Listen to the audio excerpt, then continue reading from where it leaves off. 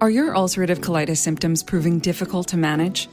Tremfya guselkumab can help you manage the cycle of UC symptoms. At 1 year, many patients taking Tremfya achieved clinical remission, and some patients also achieved endoscopic remission. Individual results may vary. Tremfya is a prescription medicine used to treat adults with moderately to severely active ulcerative colitis. Serious allergic reactions and increased risk of infections may occur. Before treatment, your doctor should check you for infections and TB. Tell your doctor if you have an infection, flu-like symptoms, or if you need a vaccine. Ask your doctor if Tremfya can help you manage the cycle of UC symptoms. Call 1-800-526-7736 to learn more or visit tremfyaradio.com. This episode is brought to you by Prime Video. In the small town of Holland, Michigan, nothing is ever what it seems. Behind the tulip festivals and pretty houses lay dark secrets that threaten to tear a marriage apart. Nicole Kidman stars in this darkly twisted thriller about a wife and mother whose quest to uncover her husband's secrets may get her more than she bargained for. Holland, streaming on Prime Video March 27th. Hey, it's Bill Simmons from the Bill Simmons Podcast here to tell you about Michelob Ultra Courtside. It's getting fans closer to the NBA with a chance to win prizes like courtside seats, a trip to All-Star Weekend, and much more. Check it out at MichelobUltra.com/courtside. Michelob Ultra Superior Access, Courtside 24-25 sweepstakes, no purchase necessary. Open to U.S. residents 21 and up. Begins on October 1st, 2024. Ends July 1st, 2025. Multiple entry periods. Visit MichelobUltra.com/courtside for free entry deadlines, and official rules. Message and data rates may apply. Void where prohibited. EVO. This series contains adult language and depictions of graphic violence. Listener discretion is advised. Hello and welcome back to another bonus episode of The Devil Within, Satan's Shadow. I am your host, Brandon Morgan, and joining me, as always, again, we're very, very lucky to have her, and we don't deserve her, the lovely and talented Margot Carmichael. Thank you so much. Lovely Margot, introduction. thank you for playing around in this weird, creepy sandbox again. Thank you. No problem. I'm enjoying it very much. Thank you. Have you been? Well, I hope. Well, very well. Yep. It's been raining in Tucson, which is like never happens. Super excited about it. Not right now, of course, but it has been the past 2 days. So good. Yeah, we've had a lot of rain in Los Angeles lately as well. Oh, you always have a lot of rain in Los Angeles, but I guess that's good considering recent. Yeah, and it's the season. It's a little late in the season for it to still be raining as much, but it's we have definitely needed it. Yes, yeah. To say the least. Violence. Whoa. So I just want to say off the top. Mm-hmm. Ramirez killed so many people or attacked so many people or broke into so many houses that there had to be one episode where I did more than one or two, and it was this episode. And because he ramped up, so he escalated his diabolical deeds so much in July of 1985 that I couldn't believe it, and it dovetailed so well with the seventh circle of hell being violence, right? That it seemed to work out. Was it too much for you? This was a very violent episode. You weren't kidding. And I loved it. Like, I love having more than one murder in the episode because you tell the story really well, and like, I like true crime, so I like hearing about the murders. I couldn't linger too much on any one case because I knew there were like 6. You're really good at that. You're like good at moving on. I am a lingerer in the podcast. Oh, really? Like, it's really hard for me to be like, shut up, move on. You've covered this. Yeah, no, it's a discipline. Definitely. I just knew I had it. I had a page count. I had a timer on it. I knew how much time I had for each one. I think it was good though. I didn't feel like shortchanged by. Good. All right. That's what I was getting at. Yeah. Okay, no, not at all. It felt complete. It felt like, and like I said, all the episodes have really had, it's been almost like equal parts Dante and Ramirez in each episode. And this was more heavy in Ramirez, and I liked it. I like that. I mean, It was awful. Like, right? Like, okay, before we get into the one that was the most awful, let's see, what do I have in my notes here about, you're talking about Eagle Rock? Yeah. California. Yeah. And you mentioned that, so you said police thought there was a copycat killer because of how extreme his escalation was.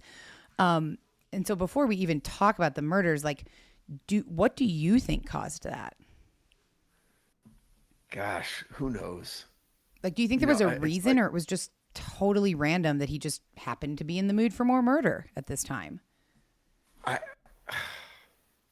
It's that question. It's like, it's not. And again, I'm not obviously a mental health expert, but I'm reluctant to say that it gets worse. Like other illnesses get worse. Right. You know, like cancer gets worse, right? Or like the flu gets worse, or before you get back. So I don't think that happened. Maybe. Do you get deeper and deeper into a psychosis where you're inspired to do more? Like, I don't know what was going on in his brain. Did he feel like the devil was talking to him more? Because that happened with David Berkowitz, with the son of Sam. Like, he was saying that it got worse, and the devil started screaming to the demon coming through his neighbor's dog. Right. Was just getting worse and worse, and he wouldn't stop telling me, go kill young girls, and it got worse and worse, and then that's when Berkowitz ramped up. Right. But there isn't anything in the record of Ramirez saying something similar. But I would imagine that somebody with like as many mental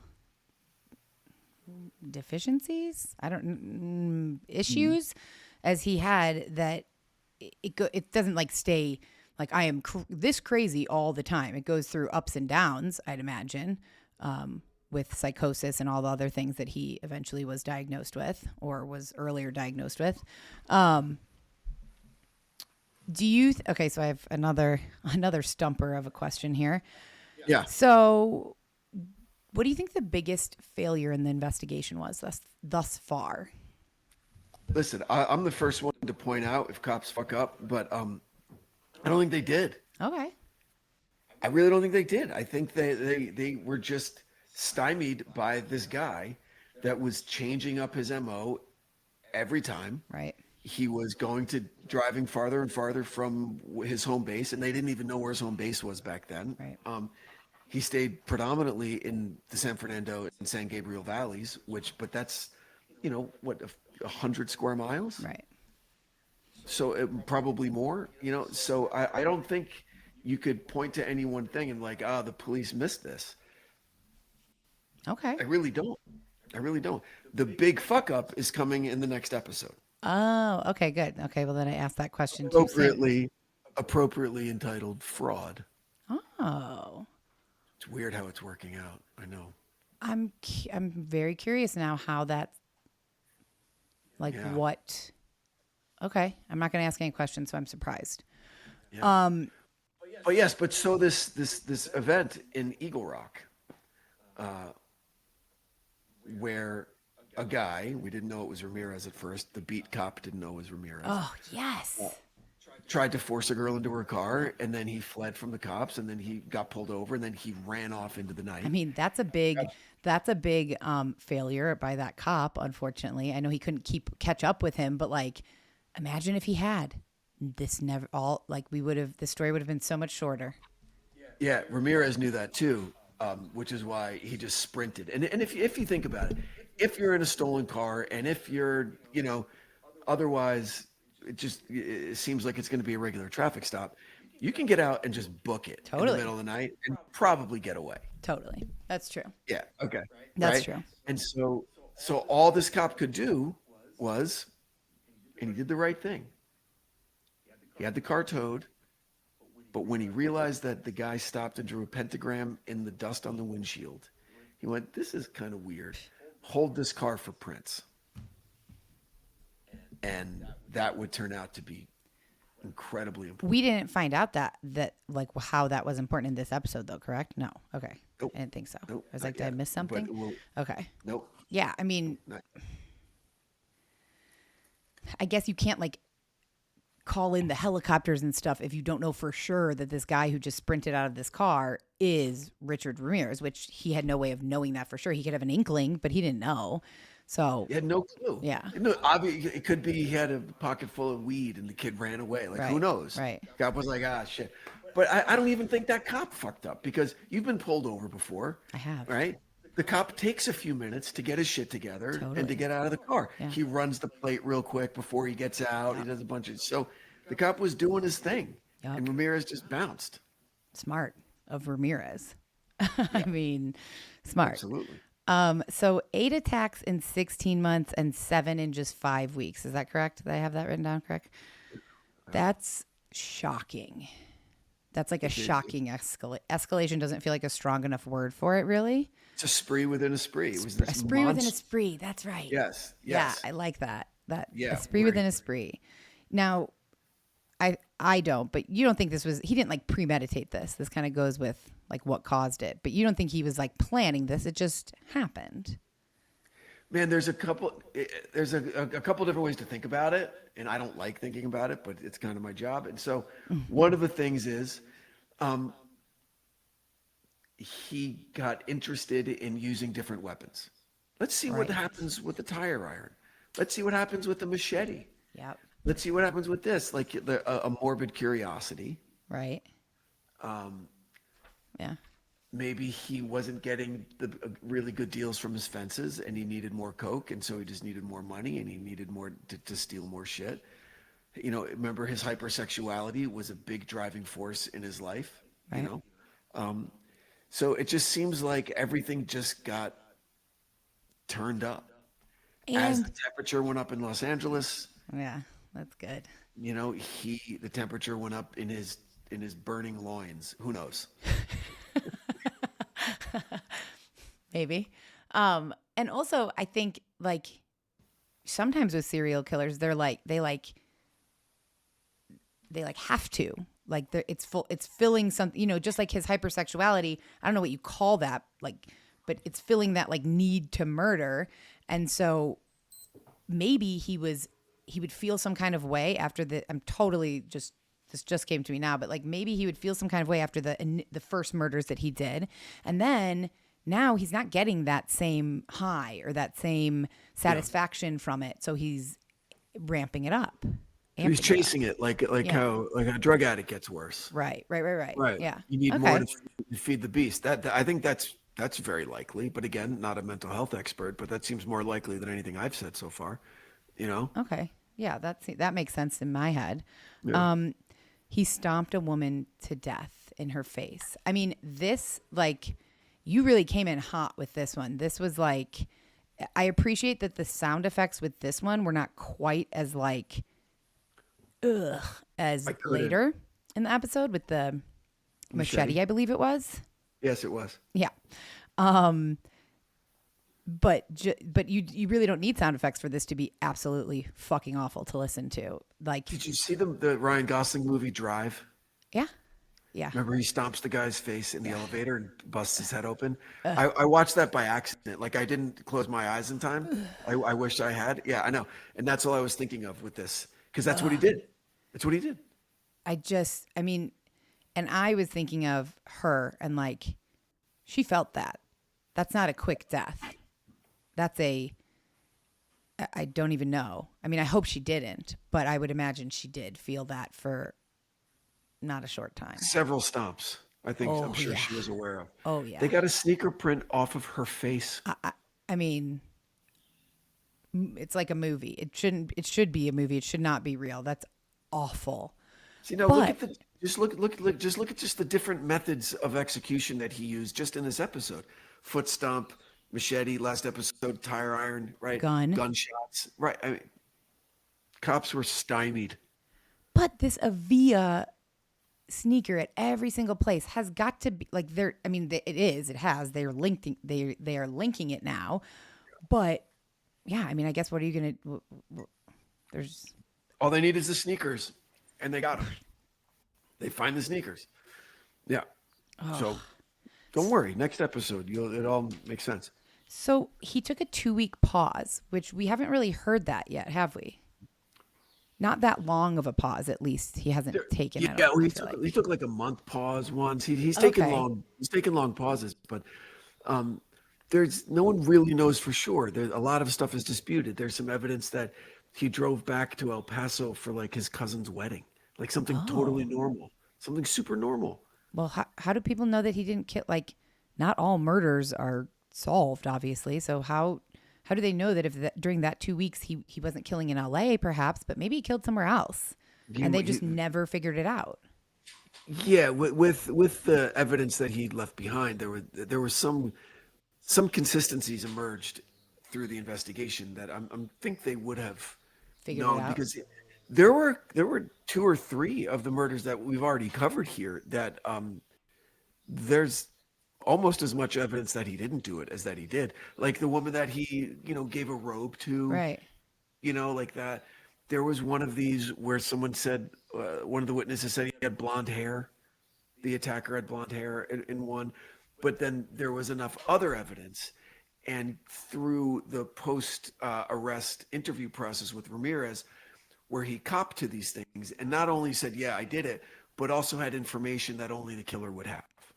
Right. So, but there is still some question, like the cop holding up the number 2 during the Yeah. lineup, Yeah. So to answer your question, if he had decided to just, leave the wedding before, the best man speech to go murder someone real quick, I think they probably would have figured something out, Okay. The machete murders. Thanks so much for those sound effects. That was awful. I listened to these like 2 or 3 times to just make sure, like, I need it to sink in. And so this particular time that I was listening to it was the first time, and I was in the grocery store, and I was like, oh, fuck, like, this is terrible. Oh my God. And just like, what did you say? What were the words that you used? He just started hacking into their bodies. Like, oh my gosh. while they slept. Forget you getting stomped in the imagine? face That's- while you're sleeping. Waking up to getting chopped into pieces by a machete. Well, that's like, when I'm hearing these, I definitely am picturing it in my head because I can't not. That's just how my brain works. And then I'm imagining how that feels. Like, what does that feel like to be in a dead sleep and then be woken? Like, does the pain wake you up first? Does the noise? Like, I can't. I mean, there are some people, I didn't know this until recently, who don't picture things in their head like a movie. Like when they're listening to a podcast or reading a book or somebody's telling them a story, they're not picturing it in their head. It's not like playing out like a movie in their head. And and to me, that's like, what? What do you mean? Weird. Like literally anything that someone is telling me, I'm picturing it in my head. Like I'm imagining it. It's playing out in my head like a movie. Yeah. And so I thought during this, I was like, I really wish that my brain did not work that way. So I could just like hear this and know that it's terrible, but I'm not imagining it because, Yeah, that's pretty gruesome. I don't know which I would prefer. Like, which is a quicker death, getting stomped or getting hacked up? Machete. You think machete's quicker? All right, so I guess it depends on where he hacks you, but you're going to be losing an immense amount of blood pretty quickly, right? I mean, I don't know. So his weapon changes. Do you think it had anything to do? He had any like foresight to think I'm going to keep changing to throw police off, or this was just strictly him? I mean, I know you don't know the answer to this, but maybe just him being like, I wonder, like you said, I wonder what this does. I wonder what this does. I wonder how this would be. I maybe there's a third option, which is just opportunity. What was lying around? That's what I have, or pure opportunism. Yeah. What was lying around? Maybe he was out of bullets and he bought Coke instead of bullets for his gun. And so, like, shit, what do I have? Oh, I have a tire iron. And then he had a little extra money, so he goes into an Army Navy store and buys a machete in downtown LA. Okay, cool. Yeah. And also, like, the open windows are really working for him. Like, that is like, the police should have put that out. Keep your windows closed, like, first and foremost. They did. And then people are like, it won't happen to me. And 99.9% of them are right. You talk in the beginning about, like the randomness of life and how things happen and this and this. And like that's what you just said. That reminds me of it. Like, yeah, 99% of them are not, but what the fuck did those people like? Why? How awful luck. I don't know. Do you believe in fate or like that these people were destined to be murdered like this or no? No, of course not. Okay. Of course not. That's what the fucking Ridiculous. You know, I mean, all right, you could say we have free will, we have no choice, which is a weird thing to say, right? Right. Yeah, that is. Sorry. Yeah. No, I don't believe in that. Okay. I don't believe in either, that. really. I it's too weird. Like, why would no? That's a weird. No. I don't know how to mute myself for. So no, I don't believe in that. That would be a weird thing to believe in, that these people had no choice or that they were destined to get hacked to death by a machete. I would rather, hold my nose and take the bitter pill of that there's abject evil in the world that we have no control over. And sometimes the shit hits the fan and some of it gets on you, Bad luck, maybe. Yep. Bad luck. Okay, and so then we get to Chris and Virginia Peterson. Boom. Terminator. Okay, now I will tell you, this was one where I was like, I kind of want to know more. Like, I want to know a little bit more. Really why is this anymore. guy so, like, what was he? Like a Navy SEAL? Like, why was he, what? Don't know much about him. They didn't give much testimony, really. They didn't want to be in the public eye because they had a little daughter, they wanted to protect from it. But this guy gets shot like right kind of like here. Like if you had kind of like 90210 Jason Priestley sideburns, right at Totally the bottom of that. Right at the bottom of the sideburn is where he got shot. Like where you're. And it went through. It went like up, yeah. Wait. He took a bullet to the head and was like, I'm gonna come after you and I'm gonna fuck you up, and chase down the gunman.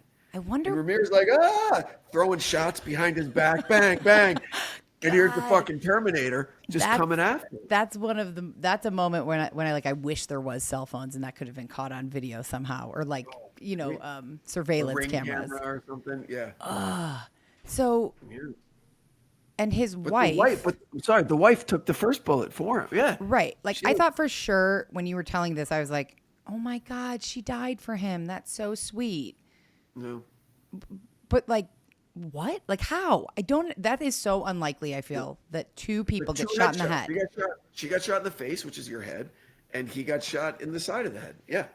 And they're both like, fuck you, watch this. Did you see pictures of them at any point? There are pictures of the wounds, but not a full picture of the people. Got it. The guy, what I was able to discern from the picture, had kind of like longer-ish like hair, maybe like either 70s or 80s rednecky like mullet hair. Okay. Kind of. A guy who doesn't give a shit. Right. Who will fuck you up after you shoot him in the face. That's that guy. Picture that kind of a haircut, and that's man. Yeah. Was he like a big, like, muscly? I mean, like, I don't know. I feel like that's just I don't know. Again, going by the picture of the side of his face, I would say he had a build where he could take care of himself. Okay. Yeah. Yeah. What do you think this did to Ramirez? Like, how do you think this changed him? Scared the absolute piss out of him, because remember at the end of the last episode, he felt like Jesus had joined the fight. Taking the words out of my mouth, I was going to say, which do you think scared him more? Yeah, and so he needed to test his theory with the first few getting back in the game, and he was successful. Right. So he's like, Jesus doesn't give a shit. I'm back in the game. Right. But then here he goes with this guy. And so I think, if anything, the Whitney Bennett case and then his success in the next handful of attacks let him know that Jesus wasn't involved and that this guy was just lucky. And remember, in the heat of the moment, he doesn't know that if he successfully shot him or not. right? He could have thought that he missed and that this guy's chasing him or whatever. That's right? true. That's true. Right. So he doesn't have all of the information that we have, like in hindsight. Right. So all he knew was shot. This guy's coming after me. I got to get the fuck out of here. Yeah. Are they still alive, Chris Peterson? As far as I know, yeah. Wow. His daughter would be in her mid-30s. Okay, so then you make a Terminator reference, which made me think about like how the media is playing a role in this. And so this is now when the name the Night Stalker is coined and the media is, picking this up, is sharing this with the public. Do you think that he watched himself on, like, not himself, because I know they didn't know who he was, so he wasn't on, but do you think that he's watching coverage of the Night Stalker and knowing that's him? So regardless of what I think he was doing or not, we know that he was. Oh, he was. We know that he was watching news coverage. Yes, we know that he was watching news coverage. Did you say that and I missed it? No. Okay, good. No. Because that factors very heavily into the next episode. Okay, got it. So we know he was watching news coverage. We know the reason I'm comfortable talking about it now is because of the nickname, the Night Stalker. Right. We know he hated the name Valley Intruder, and he hated the name the Walk-In Killer.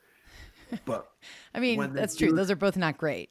Right. When this dude from the Los Angeles Herald Examiner said Night Stalker, he went, that's the fucking name. That's it. That's what I like. Right. So, so that's how they know that he was listening. He had some writings in a weird little fucking notebook and shit. But, so he was he was watching the news coverage very closely, which is why he took off. He went up north. He went to San Francisco to let the heat die down. He needed to get out of town. We off? 30 seconds of carefree bliss. Oof, like wind in your hair carefree. Oh, like using Clorox Disinfecting All-Purpose Cleaner in the home carefree. Yes! Like dog slobbing on the coffee table and cleaning it with Clorox Carefree. He's on a roll now. Spit toothpaste on the faucet. You got it. Peanut butter on the light switch. Oh, spritz. Spritz. Clorox, man. Clean feels good. Okay, we're back. Use as directed. Halliday presents, in the red corner, the undisputed, undefeated Weed Whacker Guy. Champion of hurling grass and pollen everywhere. And in the blue corner, the challenger, extra strength Halliday. Eye drops that work all day to prevent the release of histamines that cause itchy allergy eyes. And the winner by knockout is Halliday. Halliday, bring it on. Hey guys, back at the playground again, huh? Yep. You know what this playground could use? A wine country. Heck yeah, and some waves, so we could go surfing. Oh, yeah. Love that. A redwood forest would be cool. I'm in. Ski slopes. Let's do it. Can a girl go shopping? Yeah, baby. Wait! Did we just invent California? Discover why California is the ultimate playground at visitcalifornia.com. ¿Hablas español? Sprichst du Deutsch? Komm du noch? If you've heard that sound from Babbel before, I bet you do. Babbel is the science-backed language learning app that actually works. With quick 10-minute lessons handcrafted by over 200 language experts, Babbel gets you on your way to speaking a new language in just a few weeks. With over 16 million subscriptions sold and a 20-day money-back guarantee, just start speaking another language with Babbel. Right now, up to 55% off your Babbel subscription at babbel.com/Spotify podcast. Spelled BABBEL.com/Spotify podcast. Rules and restrictions may apply. I think that it's kind of a double-edged sword, like naming a serial killer and making people aware of it. Yes, of course you should do that. And you have to do that when this guy's like prowling around in LA. And also at the same time, it kind of like puffs them up, I would imagine. Like like you're almost like mythologizing them. Sure, 100%. Yeah. With the Son of Sam, with David Berkowitz, they were calling him the 44 caliber killer for 90% of his crime spree. And he didn't like the name to the point where he was writing letters, leaving letters at murder scenes, and he started signing them Son of Sam. Son of Sam, yeah. And so cops were like, okay, now he's the Son of Sam. That gets I mean, like, And I guess what are you going to do? The murderer is signing his name. You're going to call him that, but also don't call him that. You're just doing what he wants.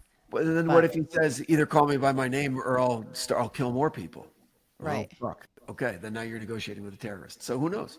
Okay, you don't have to answer this, but let's say that you're living then. Well, you were living then. You were alive at that point. Let's say that you are, but you weren't living in LA then. No. So let's say you were living in LA then and you have daughters and this is happening. Would you be one of those people who like went and bought a gun and like upped the protection at their house, whatever that means beyond buying a gun? Because I think you're not a gun person, right? I'm not a gun person. I would have been a gun person then. Okay, yeah.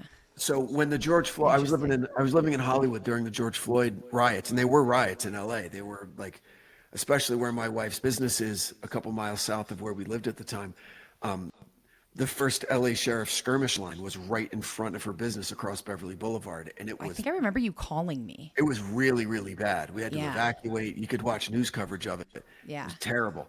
And then the march, we were living right in Hollywood, in between Hollywood Boulevard and Sunset Boulevard, and the march came down Hollywood Boulevard, came then down Fairfax, and then back the other way, snaking down Sunset, like right surrounding our house, and it was really scary. Yeah. The young kids, whatever, blah, blah, blah. And so my brother is a gun person, not not like Yosemite fucking Sam, but for protection.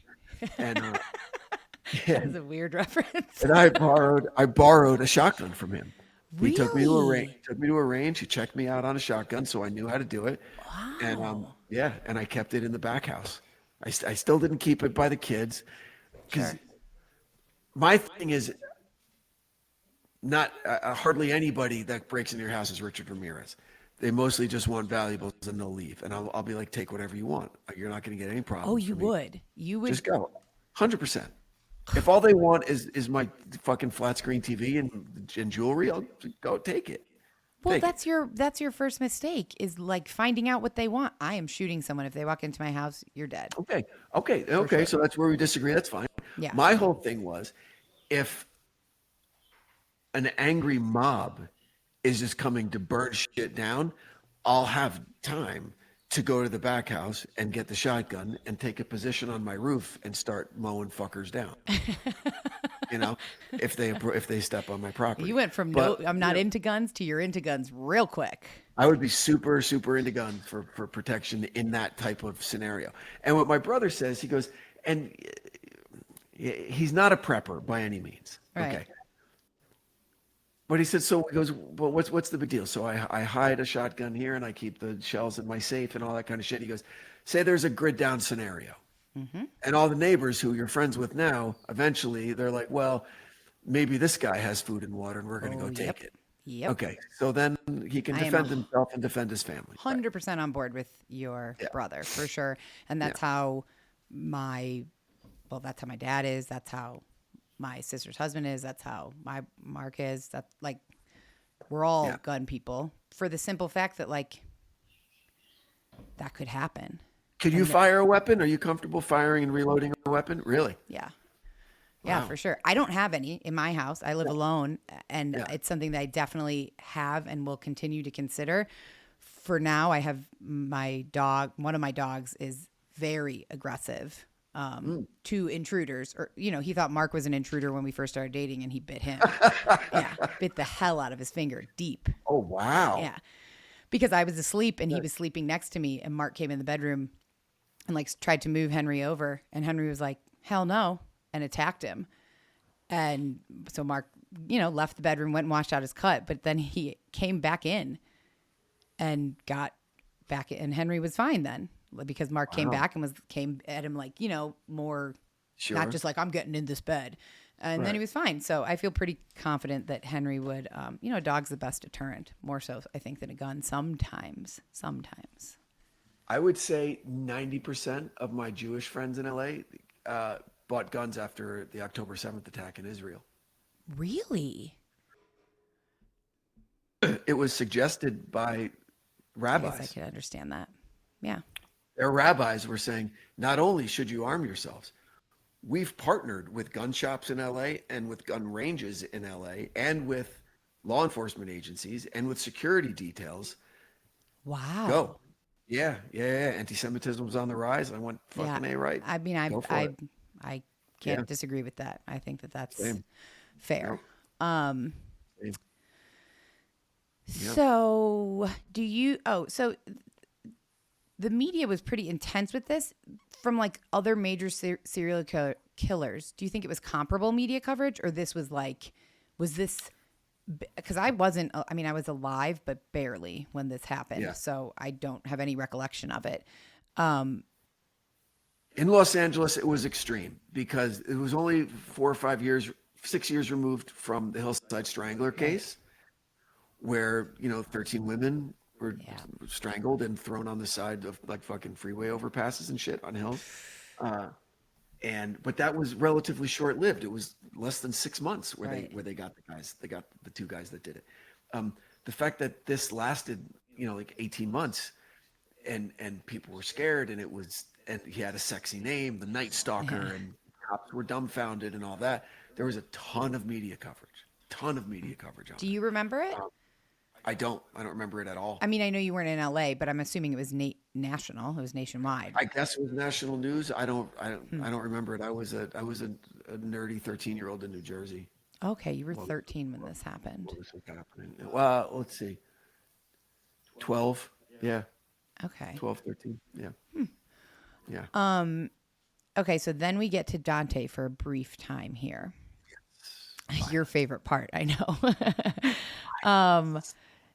I thought it was really interesting, and this was a really visual episode for me. Like with the murders, I was picturing them in my head, and then also with this, like the boiling blood and the phlegathon, the river of blood. Oh. They're only allowed to come up, commensurate with the level of their crimes, right? To come above the boiling blood. Oh man. Yeah, it was. And the 3 levels: violence against others, against yourself, or against God. Yeah. Right. So the idea of violence being met with violence. Yeah.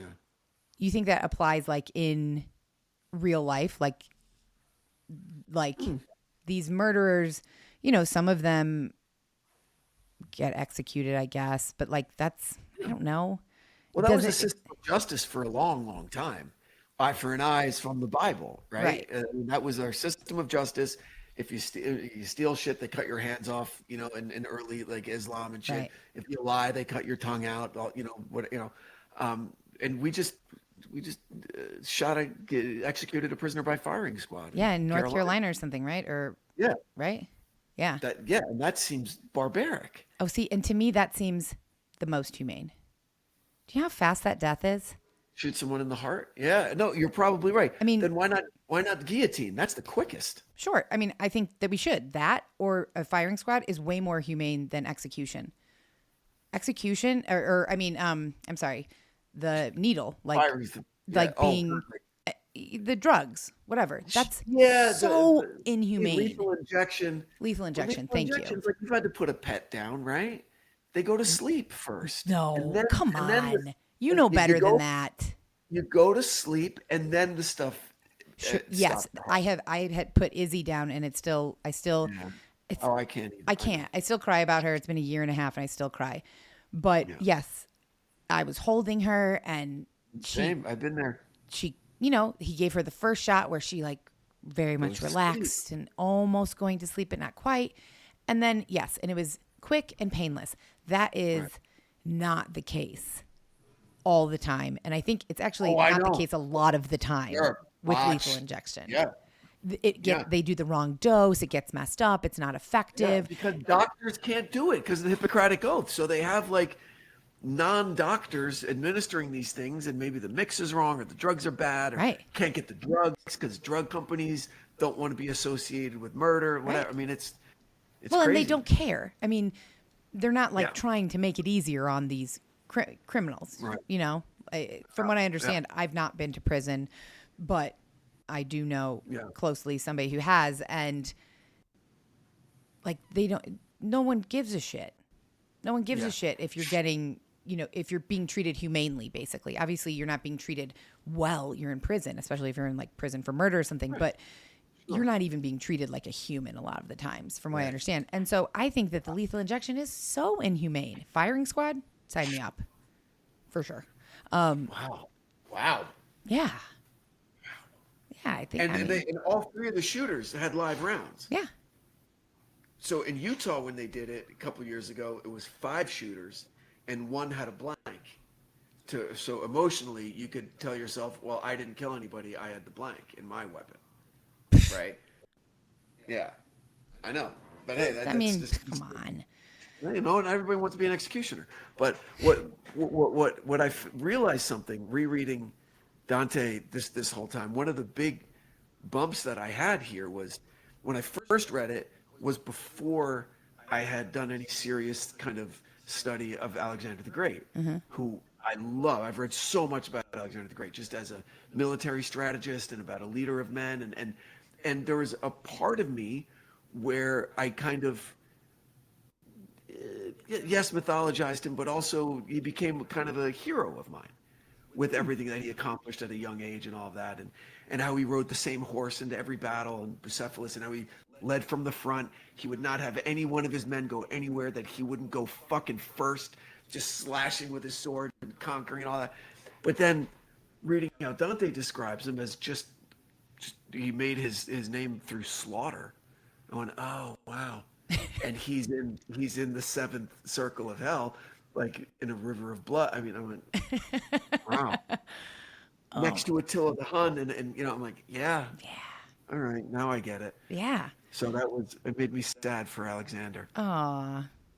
Yeah. You're such a weird history like, you know so much about history. It blows my mind. No. Really blows my mind. I also really liked the Minotaur. The Minotaur, yeah. Yeah, a creature overcome by his own rage.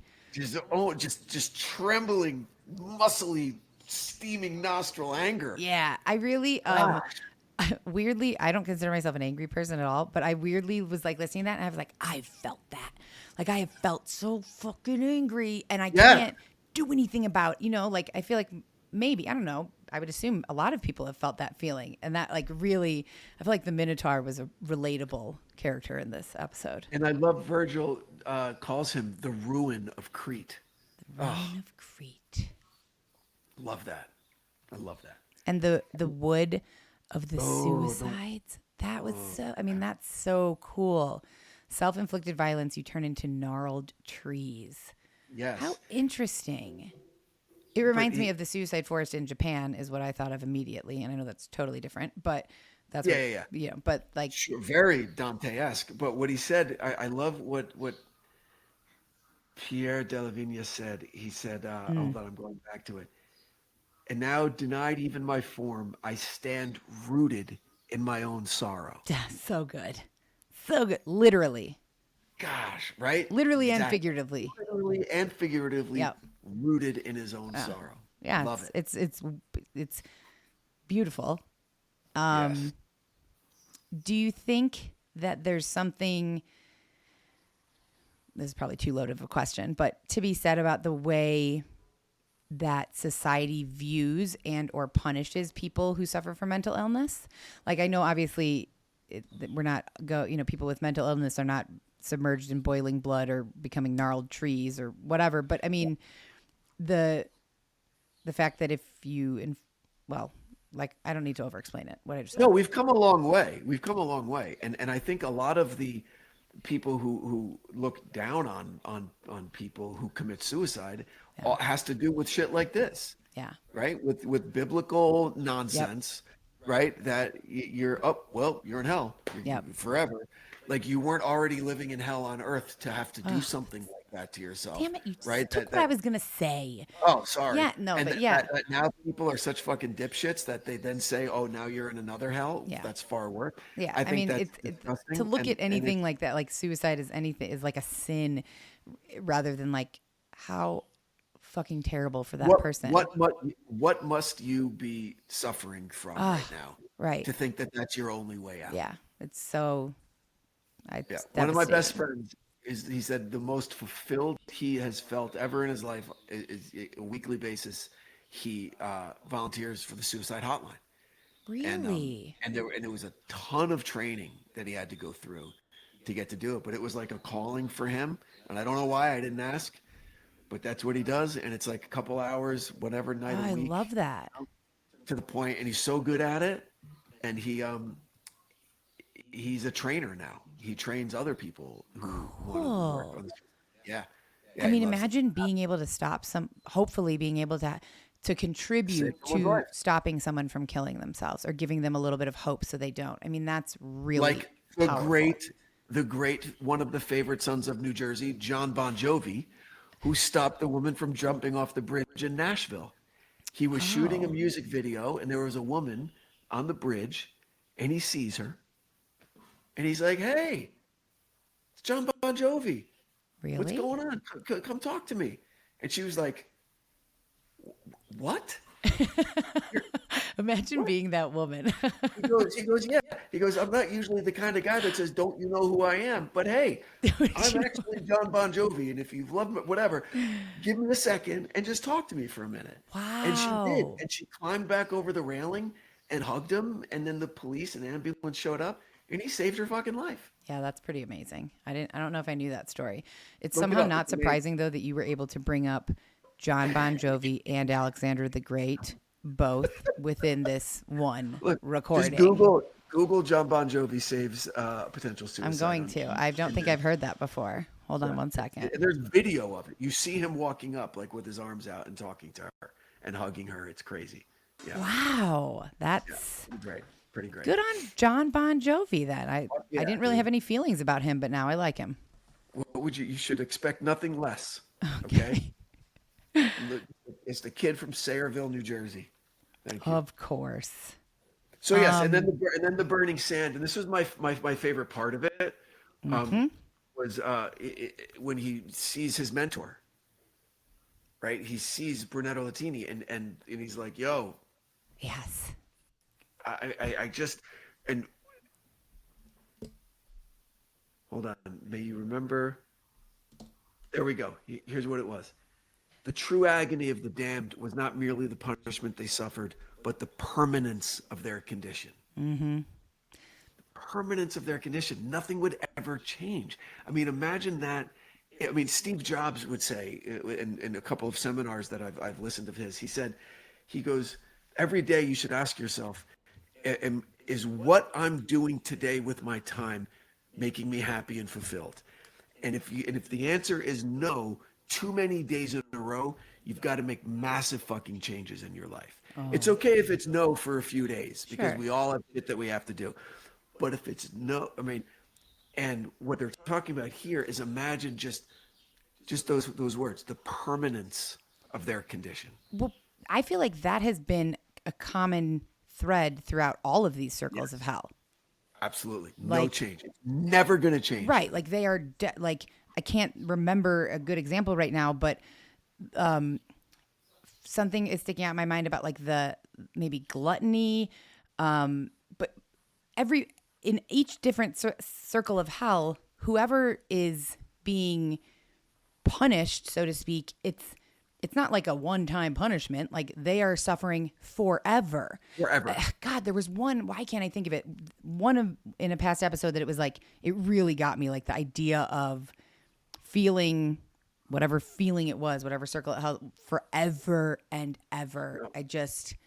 Or never being satisfied or something like that. I'm going to have to go back to my notes and look so I can remember it because that's the recurring theme through all of this. What is happening to these souls is for eternity.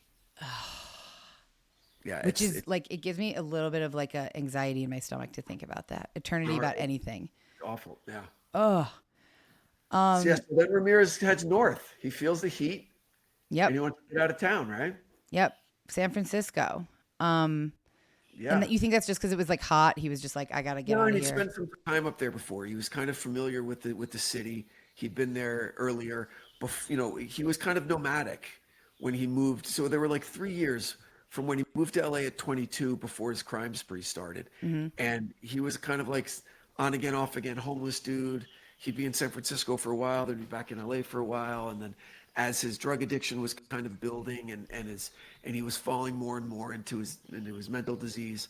So it was familiar environs for him, and he knew he needed to get out of LA. But then he just couldn't stop. He's like, let me just see if I can find an open window. And unfortunately, it was... Sure enough, he really manages to find open windows wherever he goes. Peter Pan, unfortunate name. I mean... I know. You did a really good job of just kind of like skirting over it real quick. You pointed it out, and then you moved on. Yes, his name is Peter Pan. Let's move on. Okay? Like Barbara. Okay. Or whatever. Terrible. Terrible. Yeah. So at this point, do you think that there's no indication that he's slowing down now? No. But listen, we're in episode 7, and we know there's 9 circles of hell. So do the math. We know that we're coming to the end pretty soon. Right. Okay. And that's the only thing I do know about him is I don't know the context around it. I don't remember, but I've seen pictures of when he is caught. Yeah. And that's all I know. So I'm really interested in how we get there. What's interesting about this episode is that, excuse me, we see the seed planted for his demise, okay? And we also see the seed planted for what the police thought was the ruin of their investigation, okay? Okay. And that happens, Ramirez arriving in San Francisco, to the police, what happens in San Francisco seems like the worst thing that could happen to their investigation. But that traffic stop in Eagle Rock will prove to be the beginning of the end for Ramirez. Because of the fingerprints. So we have 2 things going on there, but he was wearing gloves when he drew the pentagram. But not when he's driving. Well, he was wearing gloves when he was driving, but... Oh. Okay, well, don't give it away. Don't give it away. Just wait. Don't give it away. Okay, I have 2 closing questions for you. Yeah, go.